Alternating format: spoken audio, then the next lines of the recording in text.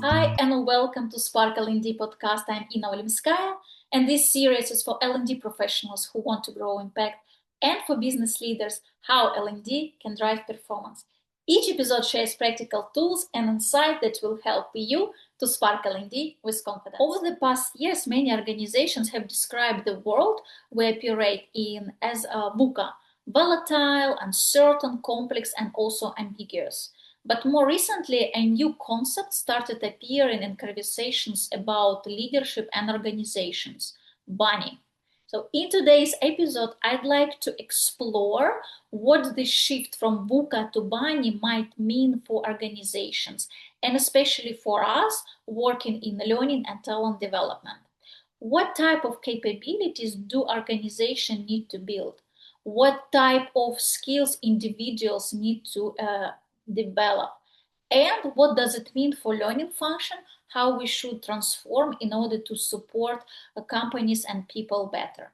Today, I'm joined by Monica from Spain, HR professional specializing in talent development and cultural learning. Monica has extensive experience working in intersection of HR and talent, helping organizations to build capabilities that really support talent growth in fast changing environment. And in today's episode, together with Monica, we will try to understand how the shift from VUCA to BANI is shaping the future of organizations and what does it mean for employees. Let's find out together. Hi and welcome, Monica. Very glad to see you here today in the first episode of season 2 Spark L&D, and also very glad to reconnect with you again. Thank you. Likewise, it's a honor for me being here. Well, I just mentioned that this episode will be about very interesting a new concept that is actually very new to me as well. And when you mentioned it the first time 2 months ago, the first question then I had, who is BANI? So now I want to address this question to you once again. So who is BANI and how does it differ from the VUCA world that organizations are already more familiar with? Absolutely. So BANI can appear everywhere, even externally in the news. You can see BANI, out of the, place in which you are working in. You can see it at your offices, and it describes the world that brittle, anxious, non-linear, and sometimes simply hard to make sense of. It sounds a bit scary, but also fascinating. Yeah, it is. It is indeed. So, okay, then BANI, it's not something that exists inside of the organization. But if we look step out and look around to the countries where we live, also to the ecosystem where our organizations operate, how can we understand that BANI is already something that is around us and happening right now? Absolutely. So the world has been changing a lot since the past year. So we have maybe the first example with COVID came and Mhm. we were in the isolation in our houses, working remotely.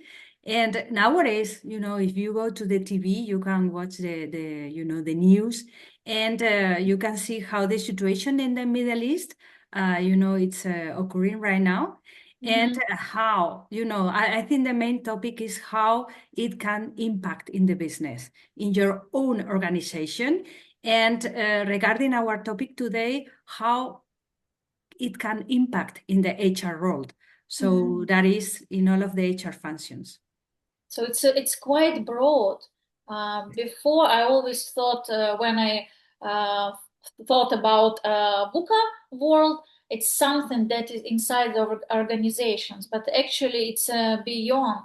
And BANI also gives us an example that we need to understand what are the changes happening around us right now. Okay, we looked in the world right now. Now let's deep dive and try to understand what is happening in the companies.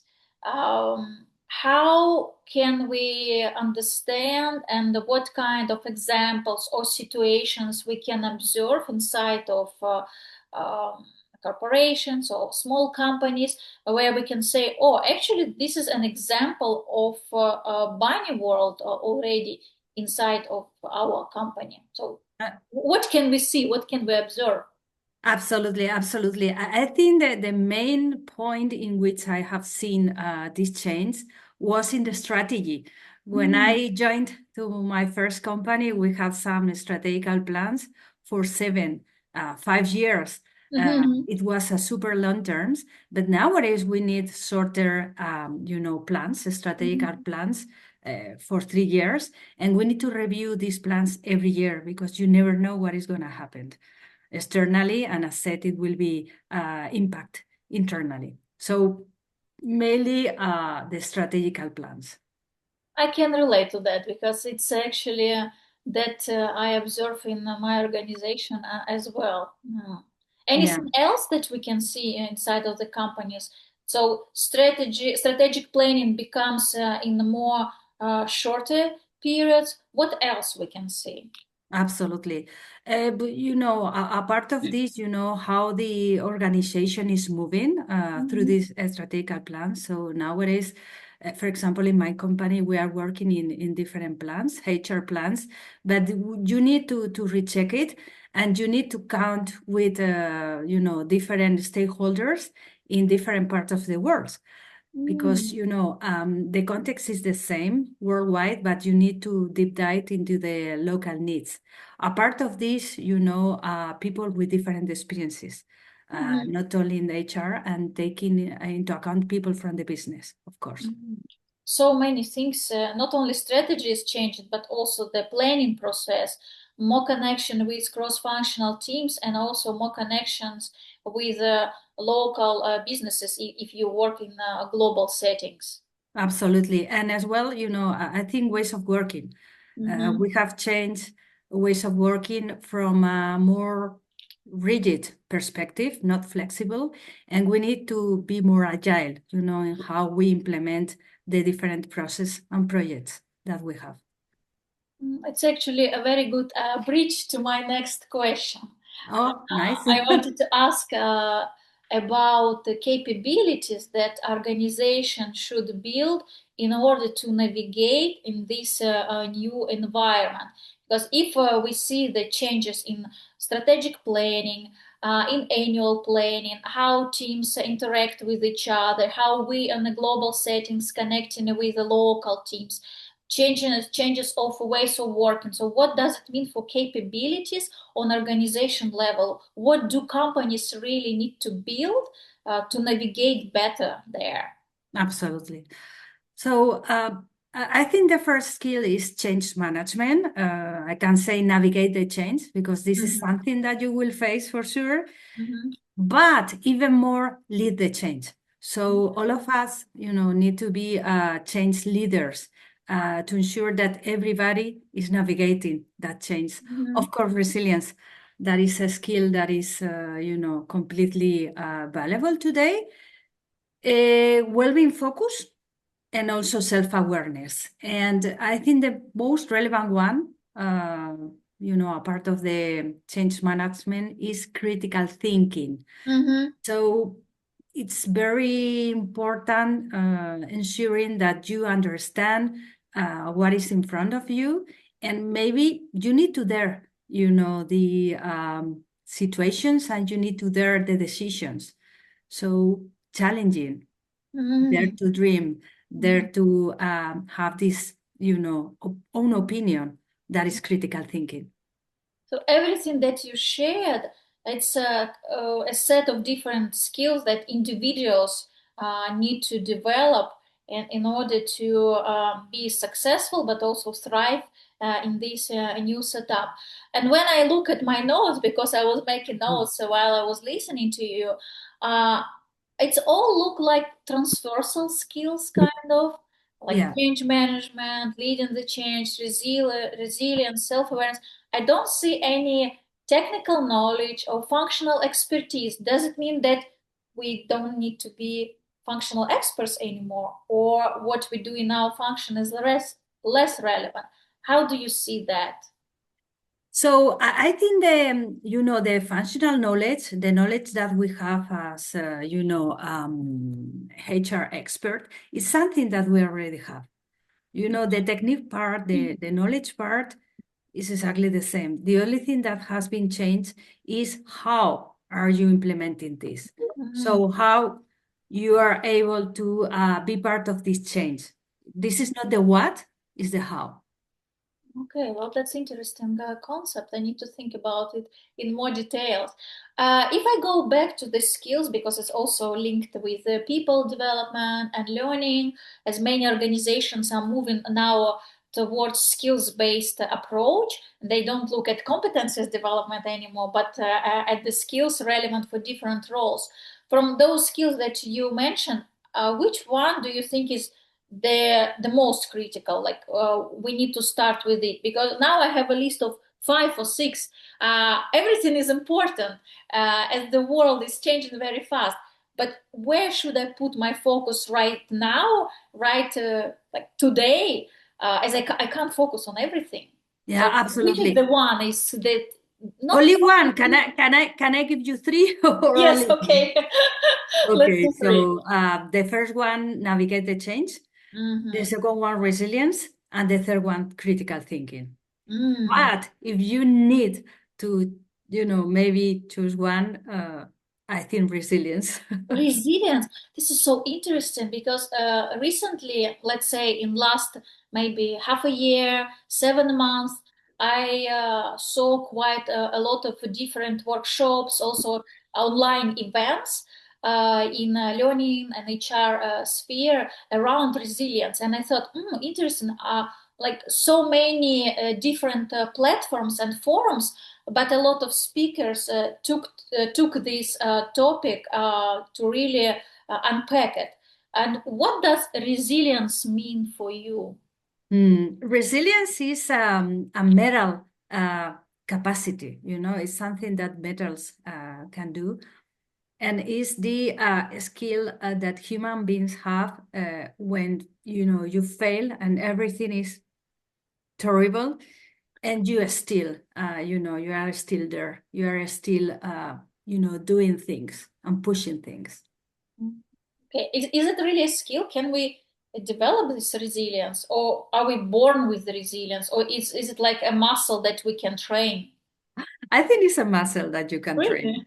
Yeah, this is my humble opinion, because if you are living, since the very beginning in a very easy, world, when Mm-hmm. everything is perfect, you will Mm-hmm. never, learn this capability. But if you are exposed Okay. to difficult situations, for sure, it's like a muscle, as you said, you can train it. Mhm. So it's But it, also. it is, sorry, it is also a mindset, a Mhm, part of a mhm. skill. I think it's a muscle, now a mindset that is very linked with your personality. Okay, I see. So it's something that comes from us, but still we can develop it further. I Okay. think yes, not with a training course, of course. Yeah, because immediately I started thinking about, okay, what kind of program can build resilience? What exercises do I need to put in the program?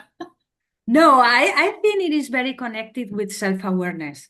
Mhm. How can you understand the context and how you can understand So it's a matter of self-awareness, understanding how can you act, Mhm. in front of these challenging situations. And of course, you can learn some tools for this, but it's Okay. just a tool.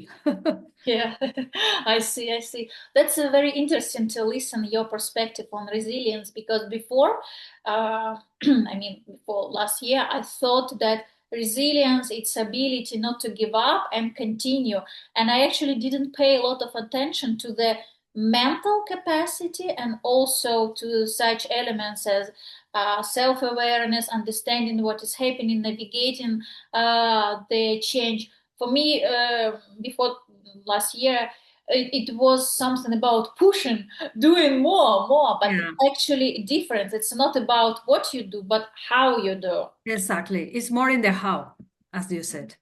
Okay. And also while I was listening to you, I realized that it's important to change the perception of of the changes, change the perception of the changes. Yes, Yeah, it is. yeah, Uh, indeed. and look at the change as not something that is scary, but something that is exciting. And if we can say that what is the same in our life, it's change. Changes Yeah. will always be in our life, but all other things can really vary. And this understanding also will help to navigate easier and more smooth while we go through transformations. Yeah, yeah. It reminds me to a Chinese, letter or character that is Wei Ji. I'm sure that you know it. Mm-hmm. And it's partly, an opportunity, and it's partly, a challenge. Mm-hmm. So let's go to the opportunity part. No, I haven't heard about this, to be Oh, honest. okay. It's Wei Ji. My Chinese is terrible. So Okay. Well, we talked about world, organizations, individuals, what kind of skills do they need. But what does it mean for talent teams, HR teams, learning teams? Perhaps these functions also should evolve, but what exactly should change within them?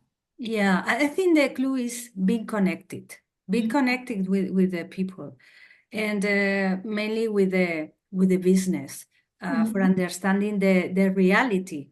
So it's a people centering approach, so understanding. I think we talk around this in previous questions, that is a matter of where the people are, because despite the context is very similar in the world, you have local differentiations, you have cultural differences, and being close to the business and being close to the people, I think is the clue for HR function. I see it. It's not something new when we say to be more connected with people and business, and it also sounds very easy. But what does it mean? How to be more close to people? Yeah, yeah, it's challenging, mainly when you have a global role like Mhm. mine, and you are working remotely and traveling. I know that is increasing, the budget, but you can connect with the people traveling and visiting countries, and of course, defining projects, corporate global projects in which you invite local people for being Mhm. part of this. And also you can be connected remotely, of course, Mhm. having catch-ups with people, having, genuine meetings, not Mhm. those meetings with a lot of people in which people is only listening and not participating. So for this, we have a lot of remote tools, and Mhm. you can, make the people more committed with the topics. So you can be more focused, you can be more close to the people, both physically and remotely. Mhm. Yeah, I can really relate to the idea to be connected with people, but not just to tick the box. Oh, we do this meeting because we are all part of a remote team, and every I don't know Friday at 9 o'clock we Exactly. are dealing in. But it's actually like authentic connection, like Correct. really. Internal desire to understand what is happening on the other side of the screen. Yeah, yeah. So it's a real and genuine connection when you have genuine conversations, with the people that you have in front of you. Mm-hmm. So it's a matter of understanding how do you feel. You can, make some check-ins in the Mm-hmm. different meetings. So how the people is feeling today, what are your expectations, so it's just try to connect with the people if you are doing a virtual meeting. My Well, company. before we wrap up, I wanted to ask you a question that I actually addressed to all my guests. So, if we look at individuals working in learning or HR function, who are already operating in BANI world. Maybe they still don't know about that, but it's already there. What type of recommendations or advice, pieces of advice you can give them in order to develop themselves to be better prepared for the future, but also better support the company? So what these individuals in learning and HR can and should develop in themselves? Yeah, it's a tricky question because there are a lot of ways of doing it, but Mm-hmm. I think the main topic is understanding what is occurring externally. Mm-hmm. So put your eye in the news, Mm-hmm. in different medias, not only in one, Mm-hmm. and why not in different countries, not only from your country perspective. A part of this, observe the Mm-hmm. reality in your company and being prepared. Yeah, yeah, indeed. And there is no training that can develop all of this. It's different pieces, but then when you do those small steps, the whole puzzle is connected with each other and you can see the bigger picture. Yeah, I think it's very related to your mindset, Mm-hmm. so you can have all of this information, but you need to have a different mindset of being prepared, Mm-hmm. of being ready for acting, for changing, for supporting others. I see it. So if I try to sum up what we touched upon today, and I don't want to finish it, but we need to summarize it. Three ideas come to my mind. First of all, when organizations operate in this new environment, and this environment is quite emotionally demanding but also unpredictable. It means that organizations need to have new capabilities and they need to build them, like continuous learning, adaptability, resilience on the company level. Then, if we go to the next level of employees, they also need to develop new skills. For instance, as you mentioned, resilience, critical thinking, navigating that change. It's very important, and we need to go beyond our functional expertise. It's not enough. It's like foundation that no one talks about that, and it's there. It's assumed that it is there, and then you build up on that. And lastly, I actually see it's quite positive for learning functions as well. It's a and for HR function too. It's opportunity for us to step up and also show leadership and not to be the functions that deliver trainings or build Exactly. HR processes, but Yeah. really functions that drive the change and support teams and organizations. I see it more fascinating, to be honest, than scaring. Yeah, it's challenging, but I think this is the gasoline. This is the energy for Yeah. us as HR, for being valued from the business because we are part of this as a supporting function. Yes, indeed. And I hope that for our listeners, this conversation gave you some new perspectives on how HR and learning teams can evolve and how we can better support teams in our organizations. Anything else to add from you, Monica, before we close? Because we already have spoken for 30 minutes, to be honest. No, I think the main topic is understanding that we have evolved from a VUCA world in the 70s to a BANI world today in the 2000s, and you never know what is going to happen. So Mhm. just be prepared, be resilient, navigate the change, and have critical thinking. Yeah, thank you. And it's normal that everything is unclear. It's like a new normal right now. Yes, correct. The new normality. Yeah. Yeah, the new normality indeed. And for our listeners, question to you, everyone. How do you experience this shift from VUCA world to BANI, and what kind of challenges do you see or do you observe in your organization in terms of capabilities building, skills development, or maybe transformation of the function where you work on? So please share it in the comments under this video, and we will take with Monica it online. And with that, I'm closing the first episode in season 2 Spark L&D podcast.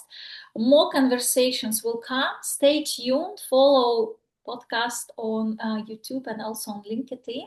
Thanks for watching, listening, and we'll see you in the next one. Thank you, Monica. Thank you, Ina.